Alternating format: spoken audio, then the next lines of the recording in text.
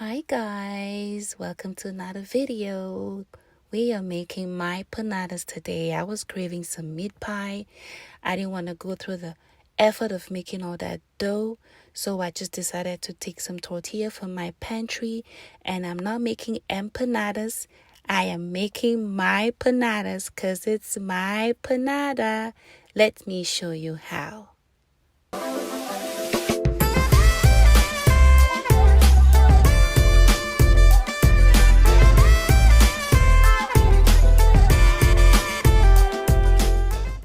So we have some lean ground beef, an onion, some seasoning cube, my Guerrero tortilla that is ready to cook, my paprika seasoning, my curry powder salt-free seasoning, my parsley flakes, my thyme leaves, and my mixed vegetables because I always like those colors. Okay, so we are going to start by slicing our onions. Yes, I don't know how to slice properly, but I do know how to cook. How about that? So, anyways, we are slicing the onions. I didn't really care how they came out because I know it was going to go into my ground beef. And after slicing it, I'm just getting my steamed mixed vegetables ready. So, since it was just out of the refrigerator, so I had to bring it out and kind of rinse it out, have it thaw a little bit, and just get that ready. So this is my skillet. My skillet is on the pot. Like I'm telling you, this is something that's fast and it's fun too. I put in some vegetable oil, maybe about two not tablespoons, but 2 cooking spoons of vegetable oil. You don't want to have to put too much grease because you know you're making the filling you're gonna use to your empanadas, or shall I say your tortillas. You're going to wrap in your tortillas, so you don't want it to be too greasy, or else it's just going to be all over the place. Yes, so this is just me sauteing my onions. Like I said, the onions look a little chunky, but I did it for a reason. I personally love chunky pieces of onions, especially if I'm making some kind of filling and it requires me to put in onions. If you don't like onions, that's okay, darling. You can do you. You can do whatever filling you like. I've seen people put in tomatoes. Some people put in celery. Some people put in eggs. Some people put in whatever they want to put in, girl. That's your business. Like I said, these are my panadas. So my onions are sauteed. Now I'm going to add my ground lean beef. Yes. So this is it. I'd like to leave a little bit of ice in them just because the texture of me picking it up and putting in a pan, it's a lot easier for me. So I just do that, and once I start putting it with the onions, I want them to cook together so that the seasoning, not the seasoning, but the taste and the textures can blend in together. The flavors from the meat can mix in with the flavors from the onions, and that marriage, it's a happily ever after marriage. I'm telling you guys, you can never go wrong with beef and onions. Yes. So what am I trying to achieve? I'm trying to make sure that nothing in this pot or nothing on this skillet stays pink. It's all supposed to start getting brown or gray or whatever color you learned in elementary school. Praise the Lord. Yes, but we don't want to have a pink color in our skillet. If it's pink, it's not done. If it's pink, it's still raw. Yes. So you just keep cooking it, and you see it's bringing out some water. And the reason you're using the lean beef is because you don't want all that fat that comes out of the beef. It's going to make your empanada, or whatever, my panada, you're going to make it heavy. So this is just me adding my seasoning cubes. I actually use 2 types of cubes here. I use the Knorr seasoning and my Maggi Star seasoning. You can use your adobo seasoning. I personally like adobo. You can use the Creole seasoning. That's my favorite. I love that.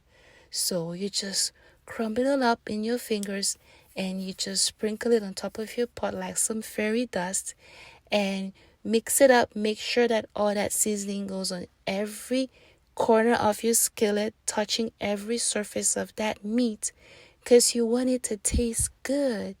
Taste as good as it looks. So, this is me just sprinkling the last part of it, and I'm putting in my curry. So the curry, what it does is it brings a color, an orange hue at the back. Have you ever had the Jamaican meat pie? Yes, I think curry is the main star in there. So I thought about that. I added in some of my parsley flakes, and I added in some of my thyme leaves. That mixture right there, this is an out of this world seasoning, I'm telling you guys. And you just put it maybe about a tablespoon and a half of each of these seasonings. You put it over your meat on your skillet and stir it up. Make sure that every corner of your meat gets seasoned. Every corner of the meat gets seasoned. It is ground beef. Sometimes you miss a corner and you miss a whole part of the meat that needs to be seasoned. No, we don't want that. We're gonna season our meat properly. Make sure it tastes good. Y'all know I love my garlic and ginger, but I surprised you, I didn't use it. I didn't use it for this dish. We're gonna let it simmer. We're gonna let it simmer for about 10 to 15 minutes. And you put in your paprika last. Yes, you put in your paprika last. And you can put it first. It all matters to you and you only. I decided to put mine last because I just realized that this is actually my business. I can do whatever I want with it because the main idea was for me to eat meat pie. And I really, really wanted to eat meat pie and have that taste that I had growing up when I was eating meat pie, okay? So, and usually they would put paprika at the end of it all. So this is me just mixing up my meat. I'm going to cover it and let it cook just for about 2 to 3 minutes on high heat. And once that's done, my vegetables come in. And to be honest, the only reason why I put this mixed vegetables is because of the color. Yes, I love that yellow, that orange, that green that just splashes in the background. It makes my skillet come alive. It's not just brown and dead, and it gives that healthy hue with that orange hue from the curry and all those smells. I could literally hear my son opening his door upstairs, wondering, "Oh, Mom, what are you making? It smells so good." Yes, it smells so good as it looks, and it tastes good too. So we're getting our filling ready. All you gotta do is open up your tortilla, your Guerrero tortilla. You put your filling on one end. This is very easy. It's very basic. There's no trick to it. And I did it my way because I was the one eating it, okay? So you wrap it up. You wrap it up real tight, just the way I'm showing you. For this first one, guys, I want to really confess that I put a lot of filling into it. I think I got a little bit greedy with this one. But what you're trying to achieve is the folded sides of your tortilla are gonna be at the bottom of your baking dish. Yes, they're gonna face the bottom part, and the smooth part is gonna face you. So that's the main objective each time you're trying to roll my PIENADAS. So you see all the folded parts are facing upwards, but when I'm about to place it on my greased baking dish, my pizza pan, I just covered with foil, I'm going to put it facing down. So this is my pizza pan. I put some foil and then I sprayed it with olive oil, and that's it. It's not going to unravel. Let's do another one. We have our tortilla. Mind you, this tortilla is not cooked. It's ready to cook, so it's not yet cooked. I put in my filling, my delicious and sumptuous filling, and then you just roll it up like a burrito. Yes, you roll your my panada. You fold one end, the end that is closest to you. You fold it upwards and inwards towards the burrito, and then you're gonna fold the top part like an envelope. And remember, the folded sides go straight on the pan. The smooth sides is going to be upward facing you. And that's another one. Let's do another one. So, same drill. You put it on one side of your tortilla. You roll it like a burrito. You take one end and you're going to fold the end that's closest to you. You fold it inward and upward. And then you roll it in so that it stays inside. And then you're just going to wrap it around and fold the other part, the remaining part. You're just going to fold it to where the folded sides, any side that's folded, is going to be on the leeward facing side of the pan. And the smooth side is going to be the side that's facing you. So the main objective is fold it and place it in the pan in such a way that it's not going to unravel. Pretty easy, huh? So guess what? I was like, let me do a little twist to this.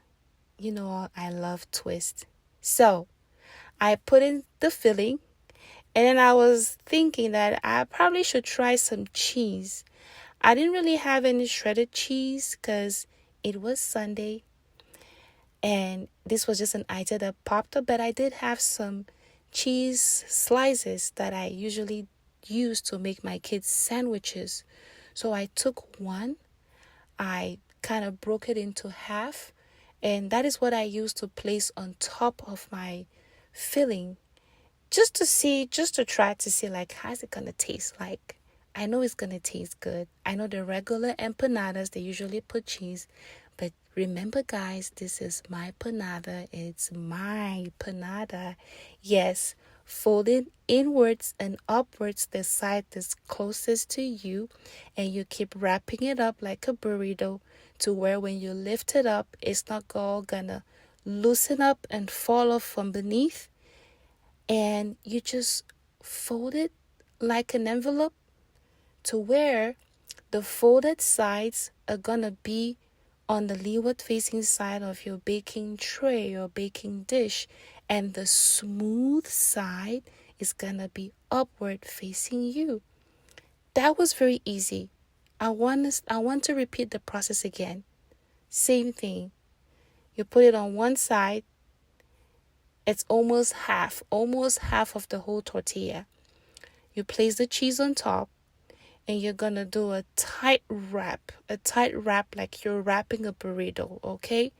Now you wrap it. When you wrap it once, you fold the side that's closest to you. You fold it inwards and upwards and wrap it again, such that you're sure that if you lift it up to fold it like an envelope, everything's not gonna come rushing from beneath to the floor. No.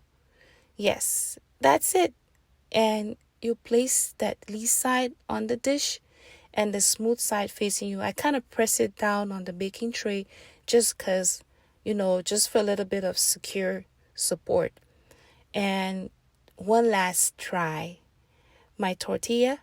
And you can use water if you really want to secure the sides more. This time around, I started off with my cheese and I put the filling just like I did in the previous wraps that I did. But this time around, I started off with the cheese, and all I did was fold it in towards the center like a burrito. Fold it really tight, wrap it tight and nice, and then you take one end, you fold it in. I think this was the best one I did, probably wrapping it, and then you lift it up to where everything is not pouring out from underneath. I just picked up a few just because I don't like to waste. And I know I made a mistake here because that side was supposed to be on the other side. But hey, so long as you have it secured, guys, it's okay. It's all right. So that's it.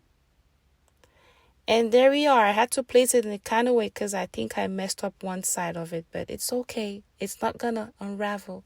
So I think I did a total of about 9. I was like, you know what? That's it. I'm done. So this is me I beat one egg. And just like you would do with a meat pie, you beat an egg and then you just use it to brush the smooth side of your my panadas My panadas. Oh, I love that word, my panadas, because it's mine. It's my pienadas. So you just brush them like that. You brush them like that. And that's it. That first one over there was kind of big because I think I was trying to wrap it like a real meat pie, but I had to figure out, no, I'm using tortilla. You can't do it that way. So that's why it looks so big. But anyway, put your oven 350 degrees. Put in the oven. You're going to bake it for about 20 minutes. Yes, you bake it because every other thing is cooked. It's just your tortilla. And once you're done, here we are. Yes. I know we all know how to put stuff in the oven, but guys, look at it. I just picked it up and placed it. See? See how it is? It looks so amazing. I feel like I was in such a hurry to eat this, my panadas, because usually I would take my time to plate it. And you see that broken piece over there? I think I ate it. Yeah, it was so good, guys. I could not resist it. It was so good. It was just perfect. And this sauce, I'm gonna put the recipe one day of how I did this sauce. Is very easy. Did it with a little bit of ranch and a little bit of mayo with some parsley flakes. And I'm not gonna reveal everything, but you're gonna love it. You can do your sauce however you want. This was a sweet sour sauce that you eat with your pie, with your my panadas. It was so good, guys, and it came out so well. The ones with the cheese, oh my God, it was out of this world. I really, really liked it. So I think this can be like a dinner idea. I think this can be like a snack idea for the kids. Just try it out, guys. My panadas. And tell me what you think. At this point, I couldn't resist it. I had to eat that piece. Well, just tell me. I hope you enjoyed the video. Bye.